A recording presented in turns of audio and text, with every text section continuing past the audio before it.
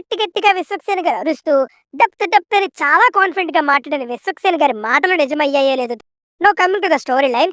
Rocky వాళ్ళ నాన్నగారి RK garage ని విలన్ కబ్జా చేయాలని ట్రై చేస్తూ ఉంటాడు.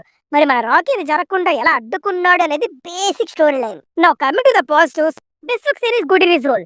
తనకి ఏ రోల్ ఇచ్చినా మంచి పర్ఫార్మెన్స్ ఇస్తారు. ఈ సినిమాలో కూడా మెకానిక్ రాకీ అనే క్యారెక్టర్ ని ఓన్ చేసుకొని మంచి యాటిట్యూడ్ అండ్ మ్యానరిజమ్స్ తో మంచి పర్ఫార్మెన్స్ ఇచ్చారు. బీజం ఇస్ గుడ్. మరి సరిపోదా శనివారం లెవెల్లో కాకపోయినా సీన్స్ ఎలివేట్ చేయడంలో జేక్స్ బీజా గారి బీజం బాగా హెల్ప్ చేసింది. Cinematography is good. హైదరాబాద్ సిటీని చాలా బాగా చూపించారు అండ్ యాక్షన్ సీక్వెన్సెస్ అండ్ చేస్ సీక్వెన్సెస్ లో వచ్చే షాట్స్ భలే ఉన్నాయి. Second half of the film is good. అరే ఏంటబ్బా ఇలా ఉంది అనుకున్న సినిమా ఇంటర్వెల్ తర్వాత నుండి మంచి స్క్రీన్ ప్లే తో వెళ్ళింది. ట్విస్ట్ రివీల్ చేసిన విధానం, ఆ సీన్స్ అన్ని వర్క్ అయ్యాయి. డైరెక్టర్ కి సెకండ్ హాఫ్ లో నిజంగా మంచి క్లారిటీ ఉండింది. అది కాకుండా ఒక సోషల్ మెసేజ్ ఇచ్చారు, అది కూడా వర్కౌట్ అయింది. అన్ని క్యారెక్టర్స్ కూడా స్టోరీకి అవసరమైనవే ఉన్నాయి. ఒక్కటి కూడా అక్కర్లేదనే క్యారెక్టర్ రాలేదు స్క్రీన్ మీదకి. No coming to the negatives, writing, screen play and direction by Raviteja is completely outdated in the first half.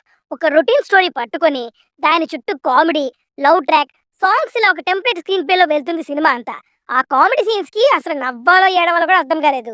చాలా క్రింజ్ గా ఉన్నాయి. ప్రతి క్యారెక్టర్ కి ఒక బ్యాక్ స్టోరీ ఉంటుంది. ఆ స్టోరీస్ అస్సలు కనెక్ట్ అవ్వవు అండ్ ఎమోషన్స్ అయితే సినిమాలో ఏ పార్ట్ లో కూడా వర్కౌట్ అవ్వలేదు.